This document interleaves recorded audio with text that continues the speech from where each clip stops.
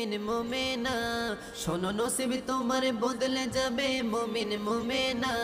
আজ বলবো আমি তিন ব্যক্তির করুণ ঘটনা, আজ বলবো আমি তিন ব্যক্তির করুণ ঘটনা।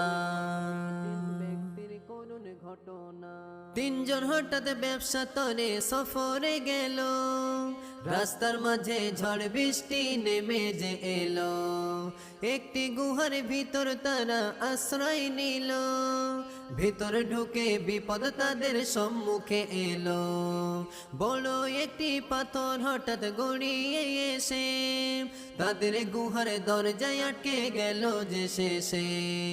চেষ্টা তারা করলো পাথর একটু সরে নাই, ভাবলো তারা মোদের তো আর বাঁচার উপায় নাই। অক্সিজেন ধীরে ধীরে হয়ে যায় বন্ধ, মৃত্যু তাদের লেখা সেথায় নেই কোনো